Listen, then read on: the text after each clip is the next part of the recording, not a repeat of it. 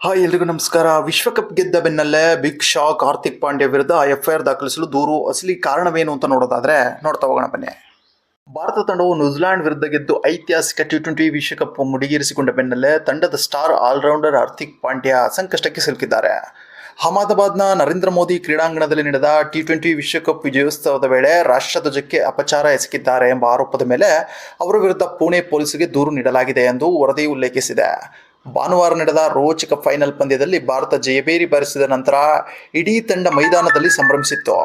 ಈ ವೇಳೆ ಹಾರ್ದಿಕ್ ಪಾಂಡ್ಯ ಅವರು ತ್ರಿವರ್ಣ ಧ್ವಜವನ್ನು ತಮ್ಮ ಮೈ ಮೇಲೆ ಸುತ್ತಿಕೊಂಡಿದ್ದು, ಈ ವರ್ತನೆಯು ರಾಷ್ಟ್ರಧ್ವಜದ ಘನತೆಗೆ ಕುದ್ದು ತಂದಿದೆ ಮತ್ತು ಇದು ಅಸಭ್ಯ ವರ್ತನೆಯಾಗಿದೆ ಎಂದು ಆರೋಪಿಸಿ ವಕೀಲ ವಾಜಿದ್ ಖಾನ್ ಅವರು ಪುಣೆಯ ಶಿವಾಜಿನಗರ ಪೊಲೀಸ್ ಠಾಣೆಯಲ್ಲಿ ದೂರು ದಾಖಲಿಸಿದ್ದಾರೆ.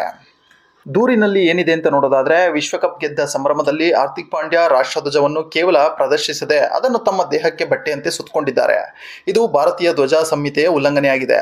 ರಾಷ್ಟ್ರಧ್ವಜದ ಗೌರವವನ್ನು ಕಾಪಾಡುವುದು ಪ್ರತಿಯೊಬ್ಬ ನಾಗರಿಕನ ಆದ್ಯ ಕರ್ತವ್ಯ. ಈ ಕರ್ತವ್ಯ ಕಾನೂನುಬಾಹಿರವಾಗಿದ್ದು ಅವರ ವಿರುದ್ಧ ತಕ್ಷಣ ಎಫ್ಐಆರ್ ದಾಖಲಿಸಬೇಕು ಎಂದು ವಾಜಿದ್ ಖಾನ್ ತಮ್ಮ ಅರ್ಜಿಯಲ್ಲಿ ಒತ್ತಾಯಿಸಿದ್ದಾರೆ.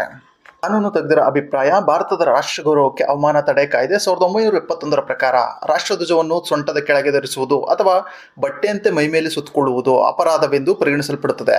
ಈ ಹಿಂದೆ ಅನೇಕ ಸೆಲೆಬ್ರಿಟಿಗಳು ಇಂಥದೇ ಕಾರಣಕ್ಕೆ ಕಾನೂನು ಸಂಕಷ್ಟ ಎದುರಿಸಿದ್ದಾರೆ. ಒಂದೆಡೆ ವಿವಾದದ ಕಾವು ಏರುತ್ತಿದ್ದರೆ, ಇನ್ನೊಂದೆಡೆ ಹಾರ್ದಿಕ್ ಪಾಂಡ್ಯ ಈ ವಿಶ್ವಕಪ್ನಲ್ಲಿ ಅದ್ಭುತ ಪ್ರದರ್ಶನ ನೀಡಿದ್ದಾರೆ. ಟೂರ್ನಿಯಲ್ಲಿ 9 ವಿಕೆಟ್ ಪಡೆದ ಪಾಂಡ್ಯ ಬ್ಯಾಟಿಂಗ್ನಲ್ಲೂ ಮಿಂಚಿ 2 ಅರ್ಧ ಶತಕಗಳನ್ನು ಬಾರಿಸಿದ್ರು. 2024ರ ವಿಶ್ವಕಪ್ ವಿಜಯದ ನಂತರ ಸತತ 2ನೇ ಬಾರಿಗೆ 2026 ವಿಶ್ವಕಪ್ ಗೆದ್ದ ಸಾಧನೆಯಲ್ಲಿ ಪಾಂಡ್ಯ ಪ್ರಮುಖ ಪಾತ್ರ ವಹಿಸಿದ್ದಾರೆ.